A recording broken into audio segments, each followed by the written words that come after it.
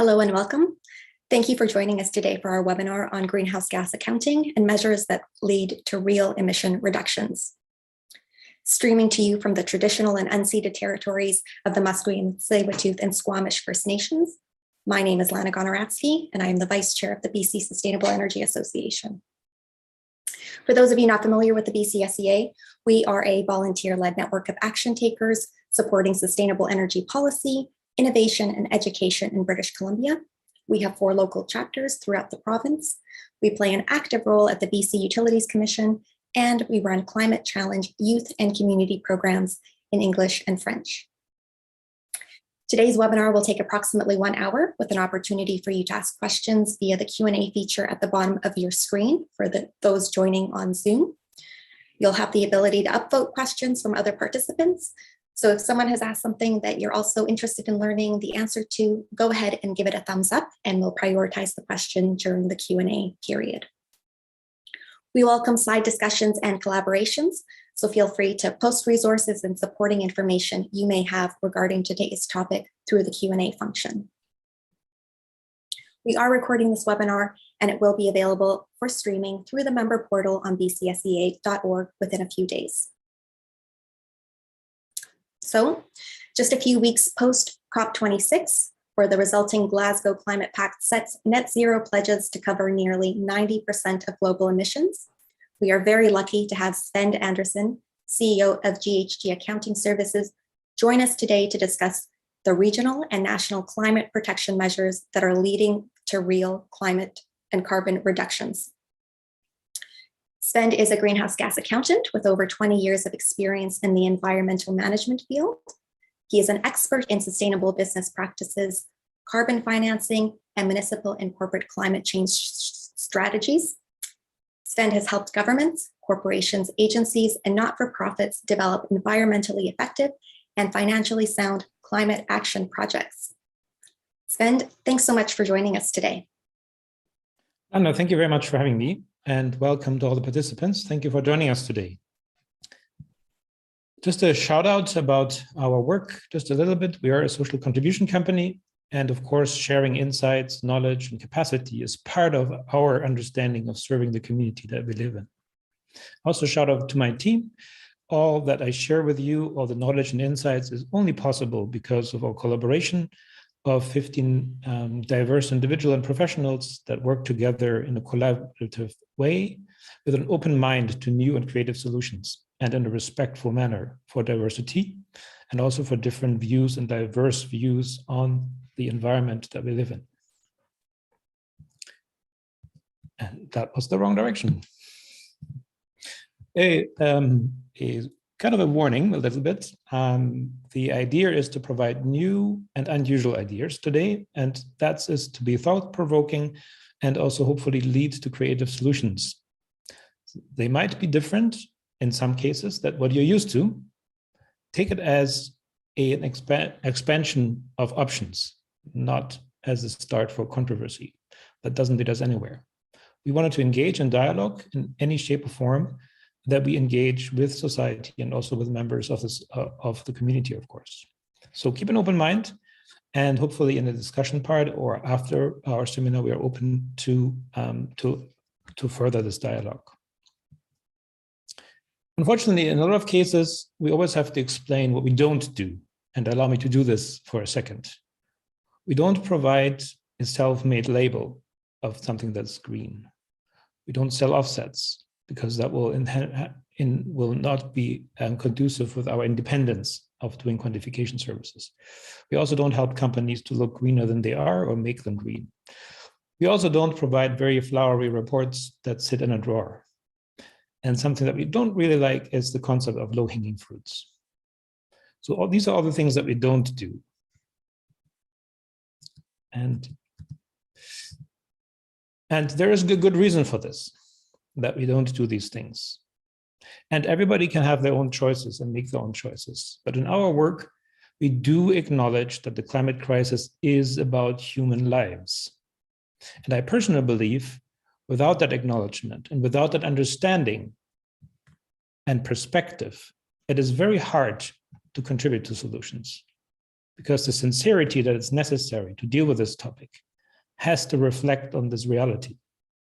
I don't see how otherwise we come to solutions that are really effective, socially just, and get us where we need to go in a timely manner, because what we don't have is a lot of time. And so in the end of the day, our work is supposed to make a contribution, at least as much as we can do this. And the question that we answer in our work is, what is effective climate action? What is really reducing emissions? And we do this standard-based, independent, based on regulatory requirements and standards to answer questions where you are and what really will lower your emissions over time, and maybe also how you achieve the 2030 target or even beyond. As this is a global problem that we're dealing with, it is maybe important to acknowledge and understand the global framework around this. And as Lana mentioned, we just had a climate conference. So just to recap and be on the same page, there are two important international organizations that we should be aware of. One is political, the UNFCCC, the United Nations Framework Convention on Climate Change, which has a clear purpose. It should stabilize greenhouse gas concentration in the atmosphere that would prevent dangerous anthropogenic interference with the climate system. So basically, it's supposed to mitigate or reduce the effect of a dangerous climate crisis to human lives, because that's what is at stake. Then we also have a second body, which is basically a science body. It's the Intergovernmental Panel on Climate Change, which provides an objective and scientific view on the effects of climate change and also on the impact of measurements to mitigate as well as adaptation. So it's important that we do have these frameworks in place. This is not a question of how effective they are or like how politically we agree with them. As a human race and as a human, like a global society, we have these institutions, and in their own right, they do serve a purpose and provide insights that are important to us.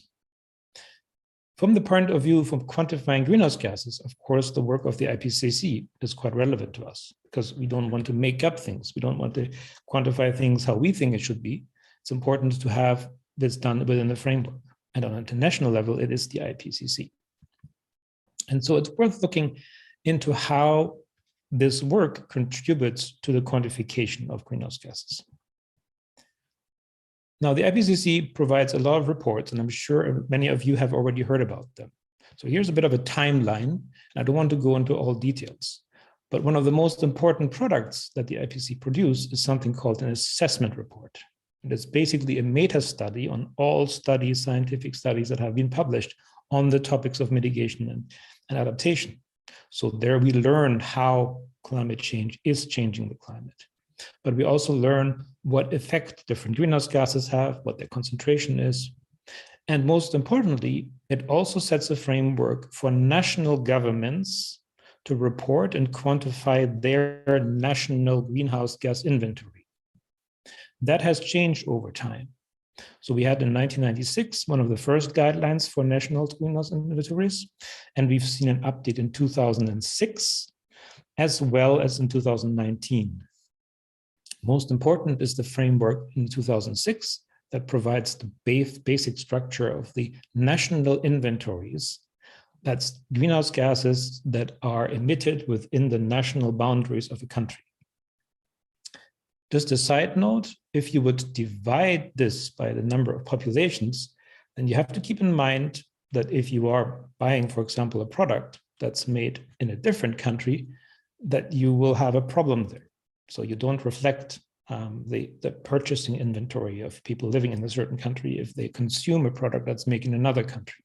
So the national inventory is only jurisdictional based on the emissions that are created within a country. You can have a different approach and do a consumption-based inventory, but that's not what this is within this international framework. Also important is, of course, that our knowledge about, for example, the greenhouse gases, what is a greenhouse gas and what is their effect, has been improving over time.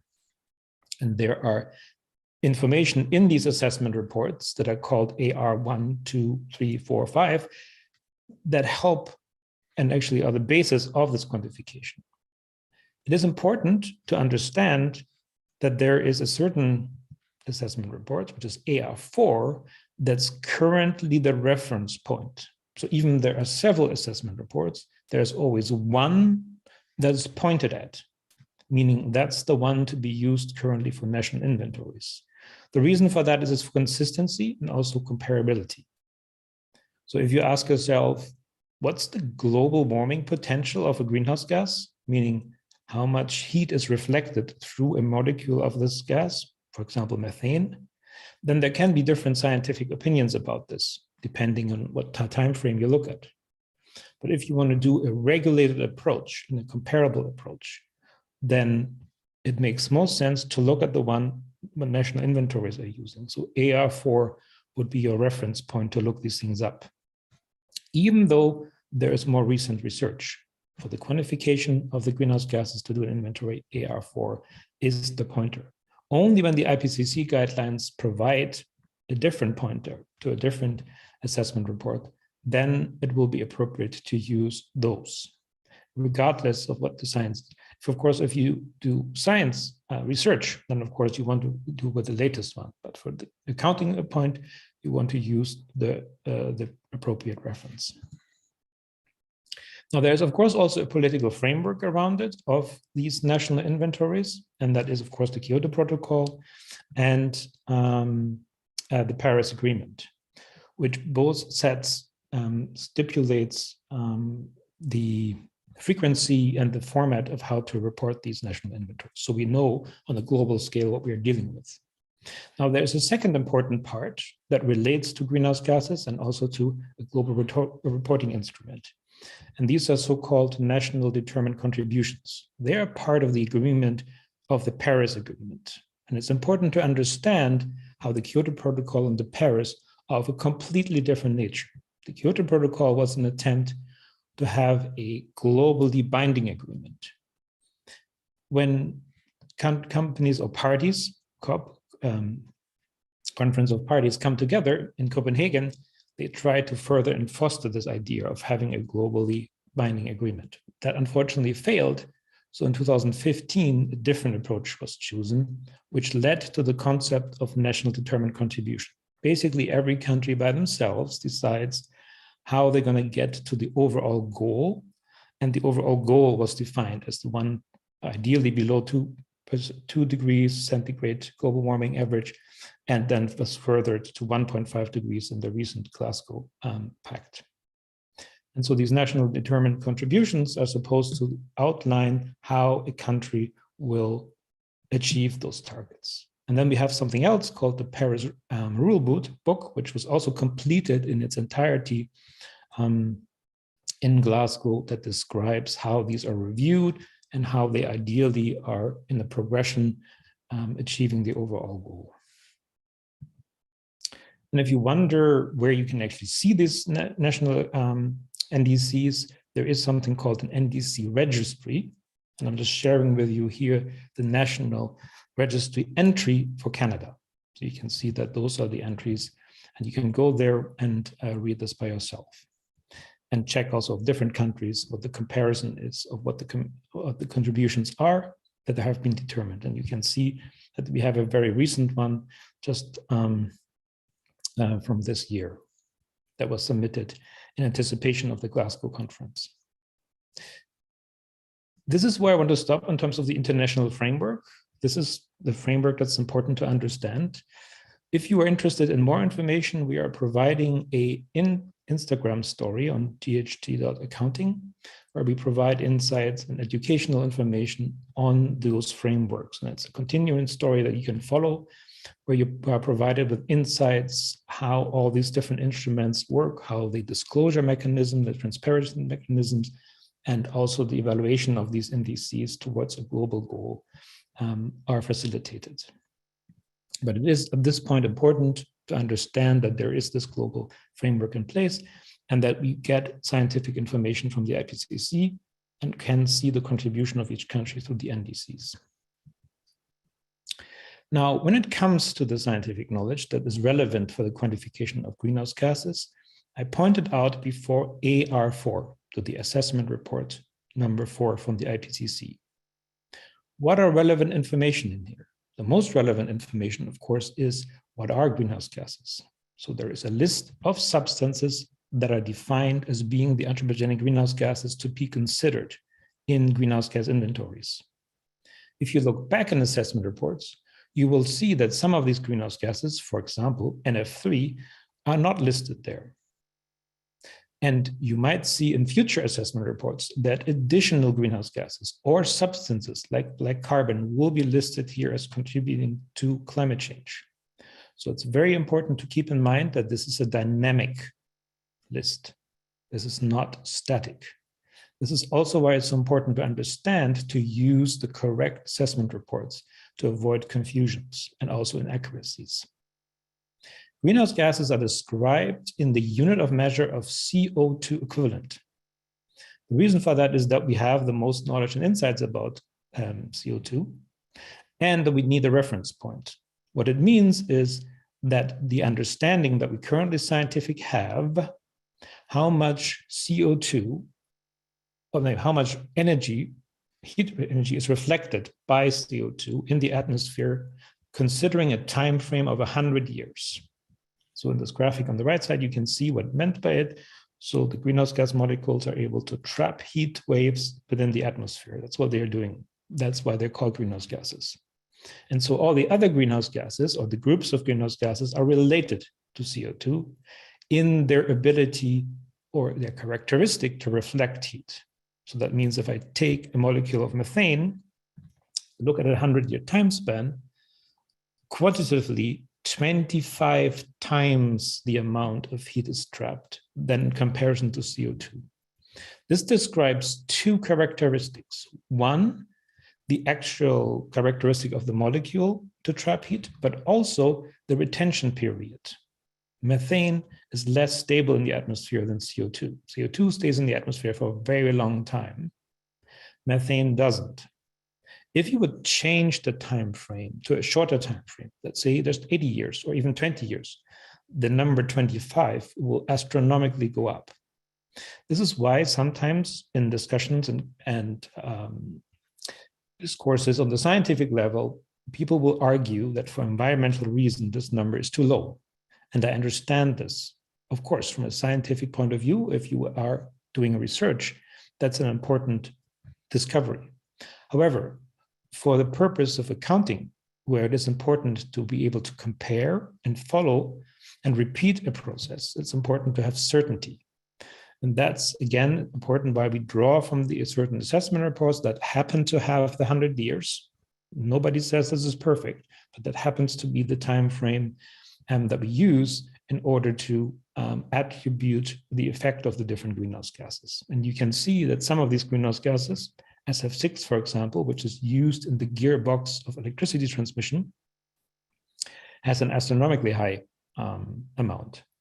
So relevant is here the ability of these different gases, or also the detriment of the different gases in relation to each other. And it doesn't really matter if it's 25, 21, or 29 from an effect point of view. For the quantification, of course, it's significant and very relevant because it makes big difference what factor I use here. So for the accuracy of the equity of the report, it's very important that I do use the right numbers. But for the strategy of climate change or climate action, it's important to understand that if I, for example, burn methane, that I reduce the effect significantly, in this case, by 25 times. So it makes sense to burn naturally occurring methane because it lowers the concentration of the global warming potential within the atmosphere. So there you have an understanding, hopefully, how these information from the IPC all the way down to doing a greenhouse gas inventory, for example, of composting, which if it creates methane, for example, is not very climate friendly. And it makes way more sense to capture methane in any shape or form, even from natural sources, use it as an energy source and burn it instead of fossil fuel. That is way more effective and is reflected within the calculation methodology as a trajectory that get us to lower greenhouse gas emissions in the concentration to lower the global warming effect. Now, we don't do this work just based on an international framework. We also do this on a national framework and also on the BC framework. And so we have several regulations on the national as well as the provincial level that actually regulates greenhouse gas accounting quite vigorously. And in BC, we are in the fortunate situation that it is quite widespread. It covers a lot of area. It covers industry as well as government. So the government itself has already, back when it started, committed themselves to carbon neutrality, and therefore, of course, also to a credible and reliable way to measure and calculate greenhouse gases. This is a major achievement and also a major benefit to a lot of jurisdictions globally. This is a blessing that we have this, because it provides certainty in the trajectory if you act within this framework, because you have certainty of if activities are lowering emissions or not. If you wouldn't have this framework, you wouldn't be able to say this with absolute certainty. And if you are an inventor of new technology, or if you want to make a change in your company or in your university or wherever you work and live, then you can benefit from the fact that you do have all the certainty through these regulations. There's a lot of places in this world that don't have anything like this and are lost because they just don't have the certainty that they can create and have to argue about what are your emissions, or is this technology really lowering emissions or not, and what's your yardstick that you use. So having these regulations is, in my opinion, often underestimated in their importance to provide certainty and allow us to have a clear trajectory to lower emissions. And this is also the framework in which we work. So since 12 years, we're providing this service. It matters what we do, and we have to be very accurate. I just placed here on the left bottom the penalties that somebody faces if it makes a mistake, basically, or deliberately doesn't provide a report if they are subject to the regulation. So this is not a small feat. And there is a penalty. Now, there is no cases, to my knowledge, that somebody has been fined, because everybody has contributed to this. And of course, the government wants people to participate in the program.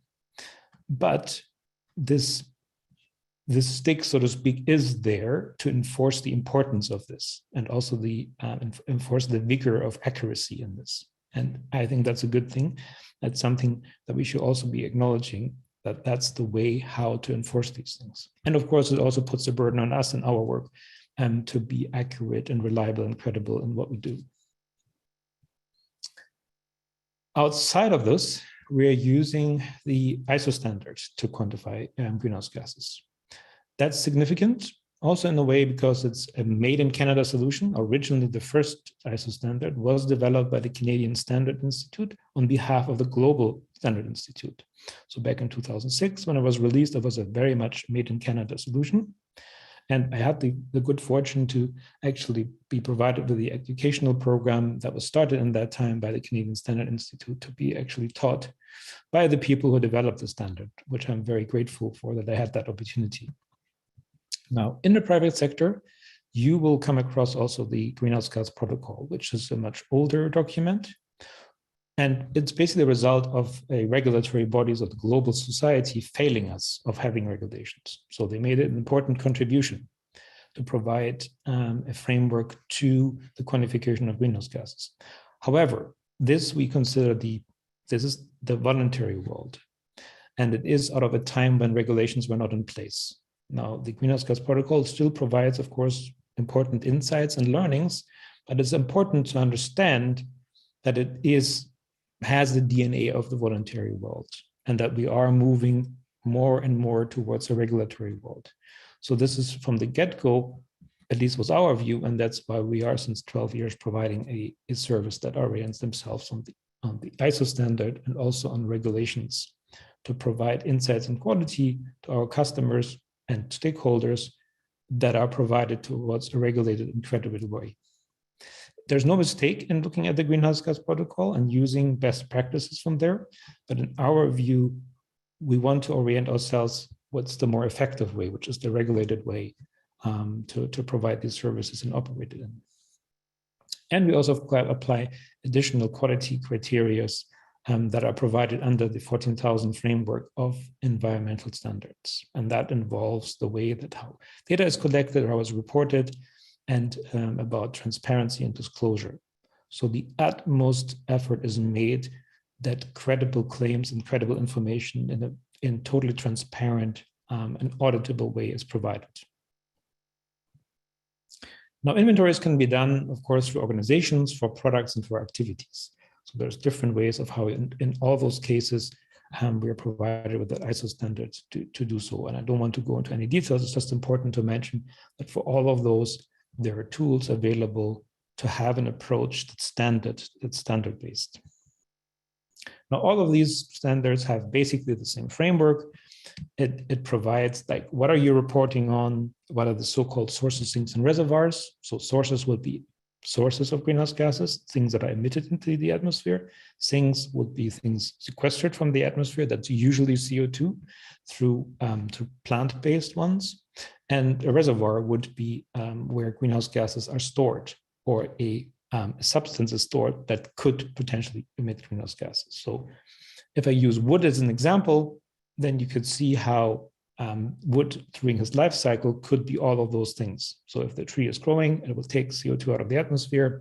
If it is made into furniture, for example, it would be a reservoir or a pool because it's not emitting anything. And if you burn it, it is a source of emissions. And it's important to understand that a tree that dies in the forest will be absorbed partially by the biomass, by the fungi and insects, whatever, that absorb some of the biomass directly back into biomass. And it's not 100% emitting all CO2 or all carbon into the atmosphere. So if you burn wood, you emit all the carbon into the atmosphere, or most of it, a little bit of ash. So it's not necessarily part of the carbon cycle. So there's still some CO2, I would argue, that would be anthropogenic, and the nitrooxygen and methane that's emitted is for sure are greenhouse gases based on the regulated framework, and therefore burning wood is not carbon neutral, for example. And those things are important. That's not a political opinion. It's based on applying these regulations and standards. Sure, a political body can make a decision to declare it, but if you look at the emission and the quantification and go down the pathway that I just took from the IPCC down to scientific evidence, of course, using then regulations and standards, you would come to that conclusion. Now, just a few indicators that tells you that the latest ISO standards is used, like the concept of scope has been abandoned and has been replaced with categories. So it's a much more distinct way of differentiating the different sources of greenhouse gases. So there is a bit of an overlap between scope 1, category 1, and scope 2 and category 2. But as soon as we come to category 3 and scope 3, the deviation starts, because the category 3, 4, 5, and 6 are way more detailed. And the second aspect that you would see within the new standard is that you have a new category between biogenic, so the natural carbon cycle, and the human one, the anthropogenic, which is anthropogenic biogenic. So in the case of burning wood, for example, a component of that CO2 or that CO2 would be anthropogenic biogenic, where if you rake your leaves and also throw your kitchen organic waste into your composter in your garden, you would put the CO2 associated will be anthropogenic biogenic, because you as a human have contributed to the fact that that will be emitted to the atmosphere. And of course, if you have anaerobic digestion, so to speak, in your composter, because you don't aerate it very well, the methane that's produced is of course clearly anthropogenic emissions. So not necessarily what seems green and ecological is necessarily also climate friendly. Those are not the same thing. You want to be very clear, if you look at these things, what your perspective is. Now we do this for very simple and very complex operations, from like chasing tornadoes to how natural gas is burned in turbines, like what's the carbon content in different mineralogical areas. For example, if you mine coal, you also emit a lot of methane, something that's overlooked, for example, easily overlooked in BC. And you look at emissions in BC, you tend to forget that we are exporting coal, and also the mining of coal produces greenhouse gases, not only the burning of coal. So all of these things we have been faced with in the last 12 years and had the fortune of gaining experience within those areas. Now, having this experience and having done this work in detail in the various levels on an international level, I just go back to the point in time when I started this journey, which was pretty much with this guy in 2007. I had the good fortune of actually experiencing Vice President Al Gore in Calgary in his live presentation in his theater, and that was quite impressive. And at that time, I was on the opinion, wow, that inconvenient truth shared with us should definitely get us on a trajectory to do something about this. This was also the time, as I shared with you, where I started my education as a greenhouse gas accountant with the Canadian Standard Institute, also in Alberta, where the first courses were offered as part of their regulatory regime that they started at that time. Now, 10 years later, I had the good fortune of visiting the Mauna Loa Observatory and seeing the work of Charles Keeling, who already had started in 1958 to measure atmospheric CO2. And you see on the left side, actually the original machine that he used to measure CO2 atmospheric on the top of this volcano, which is a location that is remote, far away from direct sources, and quite high, drawing air out of the higher atmosphere to have a well-mixed indicator of the CO2, atmospheric CO2 emissions. And you see on the right side, beside the current machine, the computer-based machinery that's actually measuring atmospheric CO2. And the unfortunate truth is that nothing has changed. As you see, the Keeling curve is going exponentially upwards. So within the 10 years, we have achieved basically nothing. None of the measures that we have taken, or we should have taken, has brought us to the absolute critical change, which is the lowering of greenhouse gases in the atmosphere. Not only CO2 is measured there, also the other greenhouse gases, methane and nitrous oxide, are measured at this point, and they are considered a global indicator of where we are. The actual CO2 concentration, of course, for example, in downtown Vancouver, would be much higher. So the concentration here is just used as an indicator. And as long as this trajectory goes up, we are going in the wrong direction. And even if you look at more sophisticated analysis, if you look at a so-called budget approach, if you say how much concentration can we absorb within the atmosphere and relate this to temperatures, then you see in this bucket picture from Stanford University that we have very limited left that we can emit. And if you look at the right side, that's the latest United Nations Environment Agency, UNEP emissions gap report that even considers the pledges that have been made in Glasgow. We are still far away from a 1.5 degree. So you see there where it says current political scenarios, that's basically like the 2.7 or 2.8 report. There are other institutions that have provided this analysis. We like to rely on the UNEP report because that's part of the global framework of evaluating the NDCs on a global level and evaluate as a partner to the IPCC and UNFCCC the effect of their policy and their activities. So I usually rely on the UN gap report to understand where we're standing. So basically, we have to understand we have failed so far. We have not achieved any of the things that we are supposed to achieve to save lives. And I think that's important to realize this truth, this unfortunate truth. And the reason I'm saying that is that since my job is to understand what good climate action is, and based on the fact that we have failed, it might be worthwhile to revisit some of our assumptions. And one of the assumptions that I would like to revisit is the knee-jerk reaction that usually happens in the public and with a lot of people when we are talking about this topic is, what can I do in my personal life?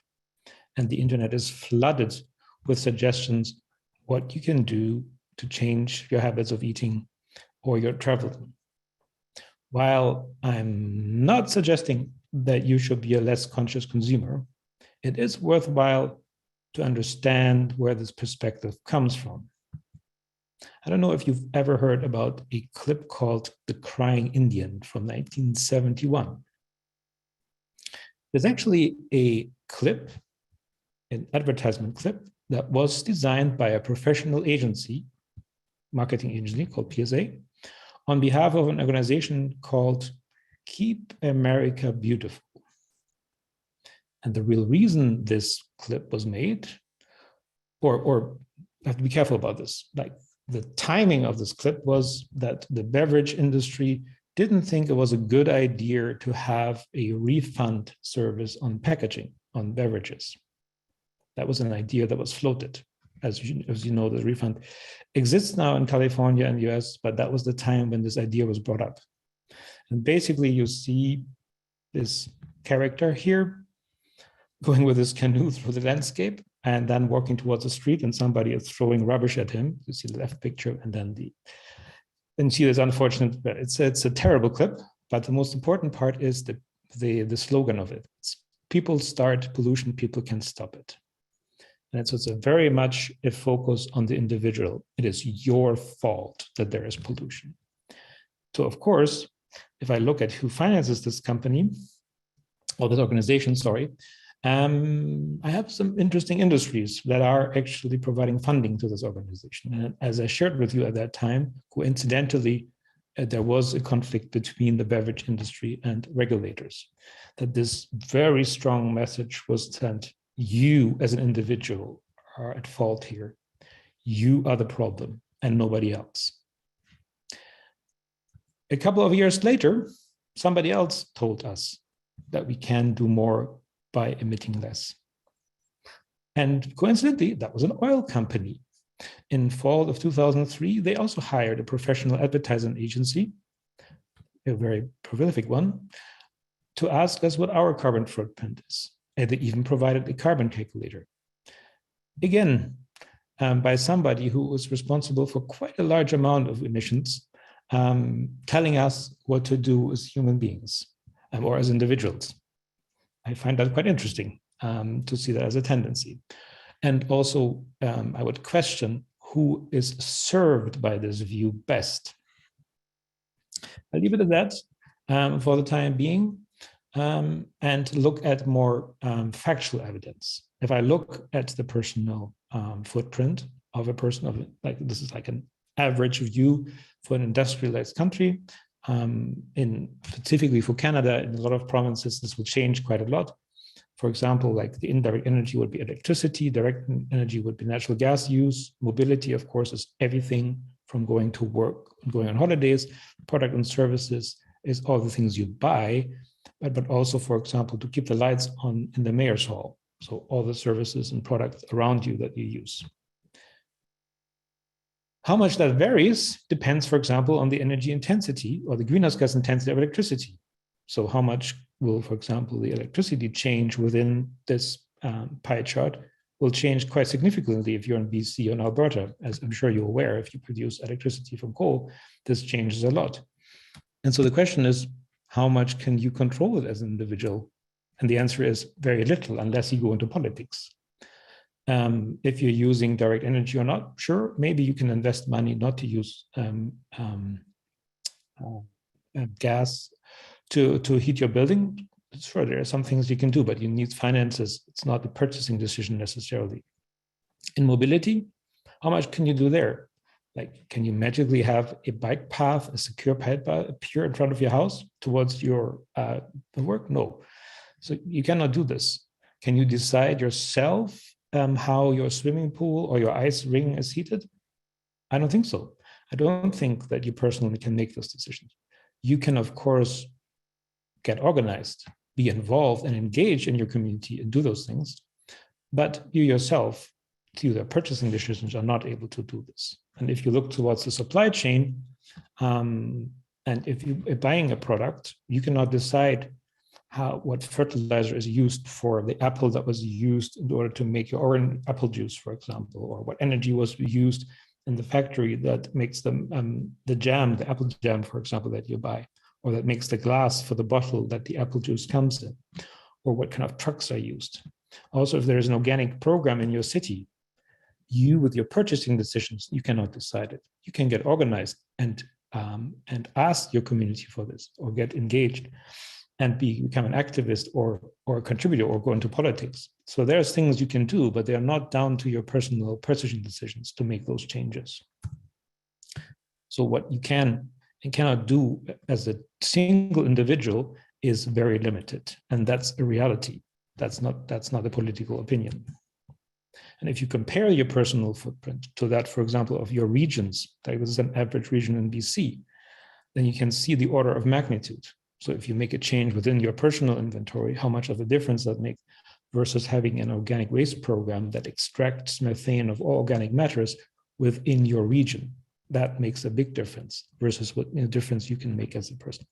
Don't misunderstand me. I'm not saying people should be irresponsible consumers. It's just, if you really want to make a difference, deal with the climate crisis as a crisis. You might want to think about the things that are more effective in terms of making a real difference. And if we take this perspective on the market instruments that are offered to us, for example, the carbon tax, this actually is over 100 years old.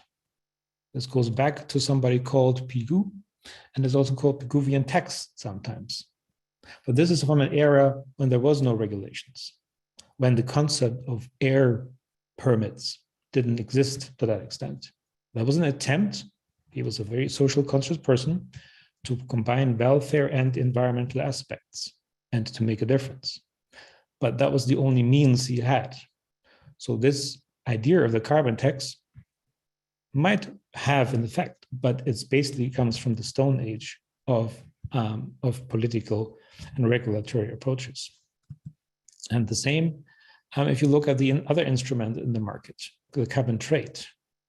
Interesting enough, in 2009, both the inventor of carbon trade, the economist Thomas Crocker was asked in this interview, and an early interview, John Dales, the Canadian economist who invented this or came up with the concept of the carbon trade, both agreed that this problem that we're facing, this crisis, is way too complex to be dealt with market instruments. And if you look into behind the headlines of, for example, ESG and other concepts, you will find that some of the notions maybe not all line up in the way that you think about them as being all positive. And even if you look at research that is very favorable towards market instruments, you come to the conclusion that these instruments are not very effective, or only effective at a very limited scale. And if you look at the time frame that we have left and the emission reductions that we need to make, it might be important to understand that this is not the way. And I would argue that no industry has ever solved the environmental problems that it has created by themselves. The best evidence is all the abandoned mine sites and all the contaminated sites all over this country that are evidence that companies have not cleaned up and have left behind an environmental problem and hazard to us as a society. So I'm not so quite sure about if that would be the way to rely on. Other more innovative instruments are what I would call regulate and trade if you have to. So the renewable fuel, carbon fuel requirements in BC, and the one that's will come into force on the federal level, the Clean Fuel Standard, are different approaches. They're actually a product is regulated. And if you think about it, that's actually the approach we take in all other areas. If we discover that a chair or a tool or a toy being imported to Canada contains certain amounts of poison, like lead or whatever, the automatic reaction is that we regulate it, that we have a regulation that this toy, whatever, is not considered safe and safely being sold in Canada if it exceeds a certain amount of ppm in the product or in the paint or whatever. Everything related to you, the computer you're sitting on, is regulated with safety standard. Why don't we use the same approach in relation to the intensity of greenhouse gases to the energy we use, fuels, electricity, and even natural gas that we use? It makes perfect sense that we use the regulatory requirements of the rule of law that we have available that are just and fair and socially accepted to regulate greenhouse gas intensity of products. That would be the, in my view, the most sensible way and most just and most effective way to regulate the emissions of greenhouse gases related to our human activity. And if we look and beyond this, beyond these tools, and actually look at the inventory of BC, where we have combustion of stationary combustion, which is natural gas use in transportation, as the only one, it might also require a bit of vision to approach this beyond the regulations also. And I'm just going to give two examples of that to close us off here. So, of course, if you look at transportation, you need to utilize rail services. And there is studies, of course, to have for example, a rail link between mainland, the lower mainland and Vancouver Island. But of course, that's technically not feasible and way too complicated. But I would argue that's looking with a nose on the ground. You need a bit of vision and have a much more integrated rail services that will actually connect all municipalities and all centers of major travel in the lower mainland and on Vancouver Island, and use a crossing that's much more technically feasible. And of course, that not adopt just European things without questioning it because they're better. We need to find our own Canadian solution where you can take your foldable canoe with you and your fishing gear and your tent or whatever on those trips. So while we need an effective tool, we also need a clear long-term vision for solutions that will bring us to lower emissions. And in the case of stationary combustion, I would think the biofuel facility in Surrey is a good example how in a regional way, in a very efficient way, the biogas potential and the methane of several natural sources can be extracted. Fuel, pipeline grid fuel can be made on a central place. So you have to have a certain scale to produce this energy and then utilize it instead of fossil fuel. Because we also have a limited time, we cannot refurbish all the buildings that are there. We don't have that time. So it makes sense to think about a switch. And in a way, our main provider, Fortis BC, already has that apparently as part of their vision. All it needs, in my opinion, is a feed-in tariff to foster the production of biogas. So this is a proven tool that's effective to produce, to enhance, and also foster investment to have a strategic plan for both transportation and the stationary combustion solution for BC. And one of the last things, of course, is energy storage. Instead of trading dirty energy from Alberta, it makes a perfect sense to have like a hydro pump station where you use a lake, an upper lake and a lower lake, and if you produce electricity that nobody uses at that time, so if you are using more renewable energy, for example, hydropower on the coast and wind power on the coast, that you can use that energy to pump water from the lower lake into the upper lake, and when you need the power, you just let the water flow down the hill again and produce electricity.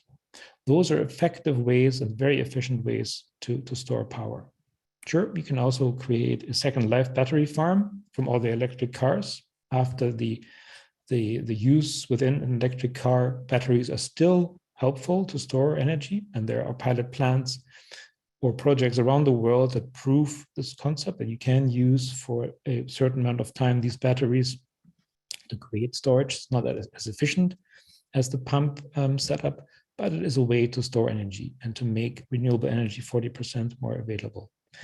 And of course, you can also produce green hydrogen and export that, your excess amount of energy. There's lots of potential to produce electricity, green electricity in BC from wind and from geothermal that is underutilized. And we just need to expand our horizon and also the view of that we produce more electricity than we need right now, and expand also the mandate for BC Hydro and the network to produce more electricity and also provide a service of storing this energy. So both regulating what we want to achieve, so intensity regulations based on greenhouse gas principles, will clearly send a sign to the industry what we need to achieve.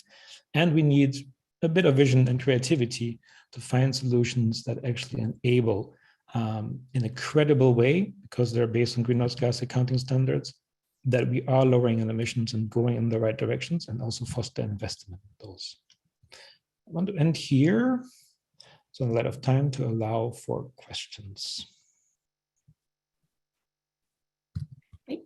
Thanks so much, Svend. That was awesome. You brought together so many complex issues and concepts all into one, and yeah, really well done there. We have a couple of questions coming in through the chat, the Q&A function. If you're on Zoom, you're welcome to ask questions. I think we also have the function where you can raise your hand and ask your question verbally. So you're welcome to do that. I'll jump into them right away here, just with the time. Robin, in response to, I think, what you were mentioning about personal footprint and systemic footprint, asks, isn't it becoming clear that to the extent that an individual gets involved with reducing their own emissions, they are also more likely to become more aware of and support pushing for bigger changes? That's true. I wouldn't disagree with that. And as I said several times, I would not stop any of you listening to be a more conscious consumer actor within your world. Don't stop anything you're doing, and by all means, do more of it. But don't mistake it as the solution. Don't stop there, and do exactly what is suggested. Use that as a learning opportunity to do support bigger solutions. By all means, that is a very good point.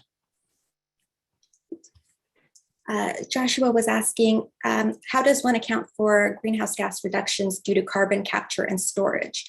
Does BC methodology address this technology?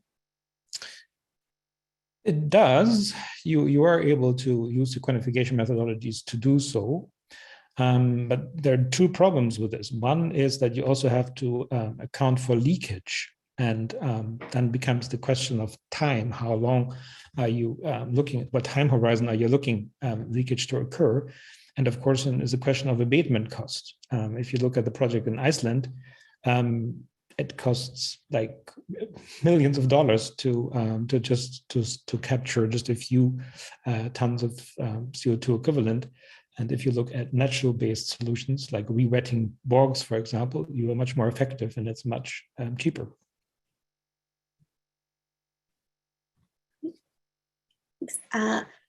Layla asks, what are your ideas on Jevons paradox? I'm saying that right. I have heard it before, but I'm not familiar with that right now, I must admit. So I'm not all-knowing. I never pretended to. So unfortunately, I cannot answer the question because I'm not that well familiar with that paradox.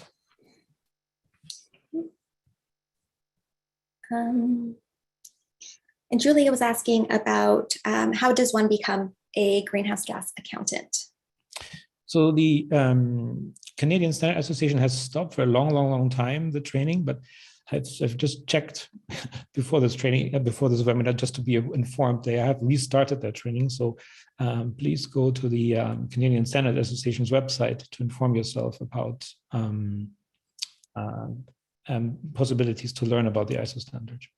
And this is for everybody. So everybody who's interested is more than welcome to check the website of the Canadian Standard Association to look at the abilities there to be provided with educational training on this. Thanks. Another question from Layla. On the surface, some technologies look very green and environmentally friendly, and then when you dig into it, not so much. What are your thoughts on that? How can we, as I guess, consumers understand that a little bit better? Yeah, and again, in my view, the ISO standards help you to provide with a framework, and especially the product footprint one is a good approach to question, for example, environmental claims. And if you look at the life cycle of a product, it will give you a much more complete picture. And the ISO standard does stipulate that you have to clarify if something doesn't do any harm. So there is, even though it's supposed to be an independent standard, there is a trajectory involved in it. So do no harm is an important concept of these standards. And also, if you look towards the EU taxonomy, do no harm is actually one of the evaluation criteria. And I feel that that framework provides you with a fact-based yard framework, so to speak, to evaluate, especially if it's a controversial topic and controversial technology, it's best to use a framework. And if it's an infrastructure project, then there's something called the climate lens from Infrastructure Canada that we use also in our work to evaluate infrastructure projects exactly on this criteria. And that's mostly criteria for procurement on larger scale, government scale or corporate scale type initiatives. Hey, it's certainly on kind of the consumer side of things. We wouldn't be going through that. Sure. Yes, yeah, you're right. So the product footprint is on the consumer side, but if you look at something on the larger scale, then the climate lens would be the framework to use. Yes, that's correct. Yeah. Right. And Manon actually clarified what the Jevons paradox is, and it's the rebound effect. The more something becomes cheaper because it's more efficient. Oh, yes, of course. Yes. Thank you for that. Yes. Yeah, that, of course, that is a very important aspect. Also, if you look, for example, in absolute inventories, and we are just dealing with that. That if you are so there's more aspects to this. I look at it from a different perspective. That if you look at intensities, and if you look at absolute targets and the controversy between those two. So if you are regulating something, you have to have a budget. You always have to have like a budget as well as intensity. So if you have a growing community and you have like 3 fire halls and you need another one, of course, you need to then lower the intensity of all your fire halls in order to match the budget approach. So in all of these measures, you have to look at the individual one. So if you make something cheaper or like more accessible, you have to always have the perspective of the overall impact from a budgetary point of view, so that it's absolutely clear that it also overall lowers emissions, and you don't have effects like this paradox, and there's more like these effects that are actually contravening what you want to achieve in the day. So the only way how you can achieve those is if you have both perspectives on the functional level as well as the budget level to ensure that your target is reached. Thanks. One last question from Manon. What do you think about the concept of degrowth and ecological economics? The degrowth, of course, that is an economic concept, and also, but I want to be careful on this. All calls for we should do less, use less. Sure, theoretically these will work, but in a pluralistic democratic society, it's quite difficult to tell people what to do or to use less. So they're not necessarily really realistic approaches, in my view, from a political point of view. So in theory, very nice, but in practicality, I don't think so. We're going to achieve this. So only if we are lowering the intensity of our energy sources, of our activities, of heating, traveling, then we will make a huge difference in terms of lowering emissions. Thanks for that. And with that, that's the end of today's webinar. Before you leave, please submit an answer to the feedback poll on your screen. If you still have questions, please reach out to Svend directly through the contact information on your screen, or send your questions and comments to info@bcsea.org.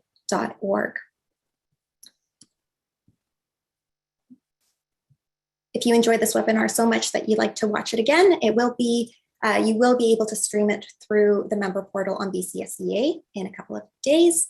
As a reminder, the BCSEA is a volunteer-led registered charity. Your memberships and donations make webinars, events, and online resources possible. So please become a member and donate if you can. If you have ideas for future webinars on sustainable energy that would support our education mandate, please get in touch through info@bcsea.org. With that, I'd like to thank Svend Andersen and the GHG Accounting Services team for taking the time to be with us today. I'd also like to thank our tech gurus, Armin Matai, Bruce McKenzie, and Stephen Hargreaves. And a very special thank you to Cindy Jarvis for organizing and coordinating all of BCSEA's webinars this year. It was quite a feat. And thank you to everyone for joining in and listening and asking questions and providing comments today. Please keep an eye on bcsea.org and our social media channels for future webinars and online events. Goodbye. Thank you also from my side.